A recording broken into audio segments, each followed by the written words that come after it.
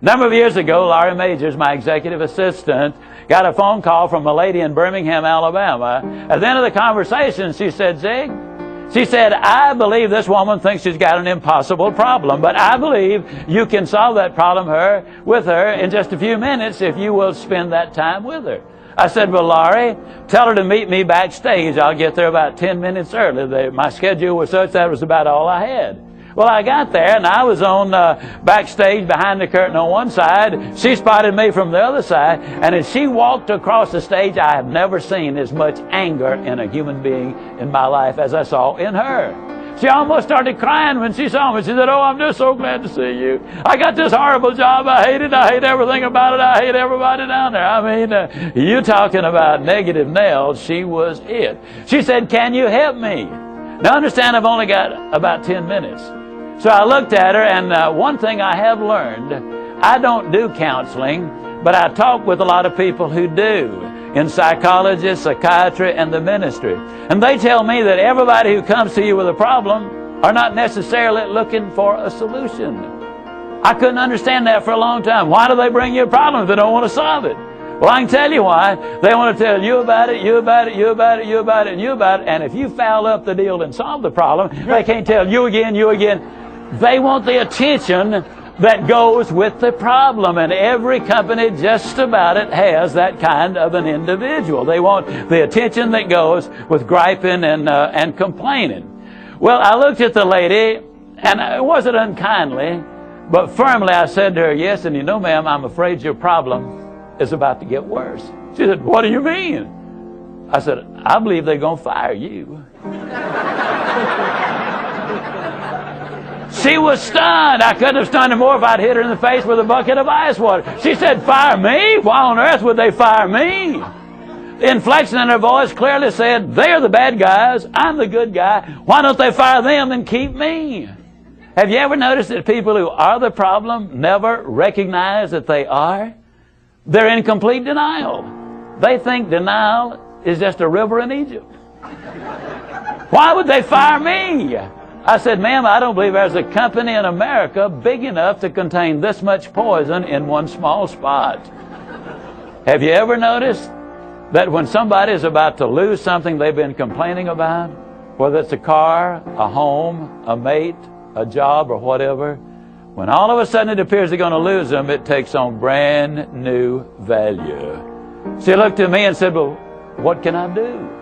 I said, do you really want to know? She said, yes, I do. That's the reason I came to see you. I came looking for help, but you sure haven't been any help so far. I said, well, ma'am, I've got an idea, and I will absolutely guarantee you it positively, definitely, absolutely will work if you will just do it. She said, I'll try anything within reason. I said, okay, when you get home tonight, all of your household tasks are complete. It's bedtime. Get off in a room right by yourself.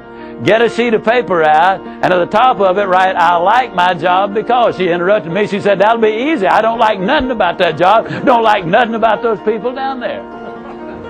And I said, well, just as a matter of curiosity, do you work there for benevolent reasons, or do they pay you for working there? She said, well, I got to confess, they pay me. And I said, and you don't like to be paid? Oh, she said, yes, I do. I said, okay, tell you what you do. Open your notebook right now. We'll start our list of the things you like about your job. They pay you for working there, and you do like it, don't you? She said, absolutely. But she just stood there. I said, no, open your notebook now, and we'll get busy on the list. She just stood there. I said, ma'am, let me tell you what my experience in life has been.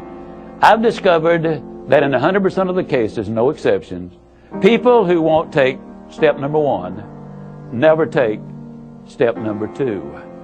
You see, she had come to me with an impossible dream. Her dream was that nice Mr. Ziglar was going to solve all of her problems, and she would live happily ever after. Well, folks, I got news for you. I can't solve her problems. I can't solve your problems. But I will give you some steps that I'll absolutely, definitely, and positively will work for you, as it worked eventually for her. I said, well, ma'am, let me tell you something. Unless you're willing to take step number one right now, it's been nice talking with you. She angrily opened her notebook.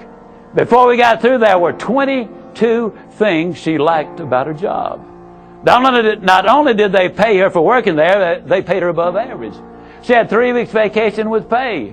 She had a retirement program. She was in on profit sharing. She had health insurance, life insurance, and accident insurance. She lived less than 10 minutes from home. She was in on management decisions. The company sent her to 3 seminars a year to be paid for. She had her own private office and parking place. 22 things that she liked about her job. Now I said, ma'am, when you get home tonight, everything is finished. Get off in a room right by yourself. Close the doors. Change one word from I like my job to I love my job. Get in front of that mirror. And folks, I cannot say this strongly enough, but I'm going to try. The eyes are the windows of the soul. Look yourself in the eye. And with excitement and enthusiasm, say, I love my job because they pay me for working there. I love my job because they pay me above average for working there. I love my job because I have a wonderful insurance program. I love my job before every one of the statements. You will sleep better that night. You see, there's something hidden in what I'm saying to you now. When she says, I like my job, she's really saying, I'm grateful for my job. And of all of the emotions we can have, according to Hans Selye, the #1 stress specialist in America, the healthiest of all human emotions is gratitude. I said, you go down that list. I like my job. I love my job, rather. That is a way of gratitude. You'll sleep better the first night. Tomorrow morning, when you get up, get back in front of the mirror just before you go to work.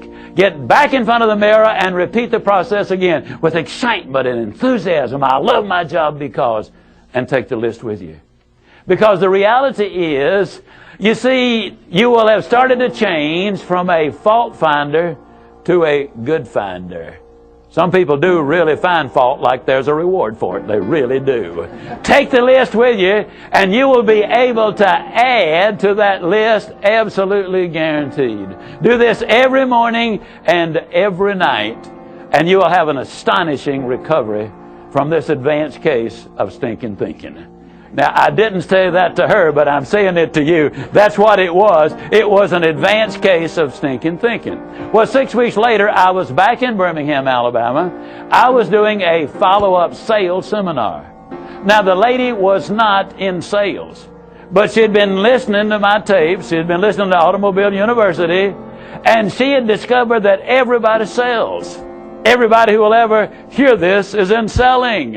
Whether you're a school teacher, a civil service worker, a military personnel, an executive secretary, it doesn't make any difference what you do. You sell every day of your life. There she was at the sales seminar, seated on the front row, grinning so wide she could have eaten a banana sideways. I'm telling you, you're talking about somebody that was excited. She was turned on. I said, well, how you doing? She grinned even more broadly and said, Mr. Ziglar, I'm doing wonderfully well. And thank you for asking. She said, you cannot believe how much those people down there have changed.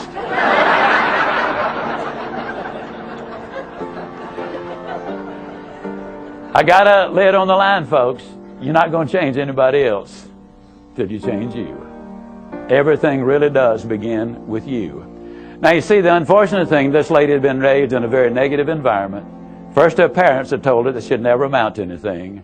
They had said, you know, you're always late, you're always sloppy, why can't you be like your brother or your sister or whatever? When she got married, her husband had continued it, and so her self-talk had become completely negative.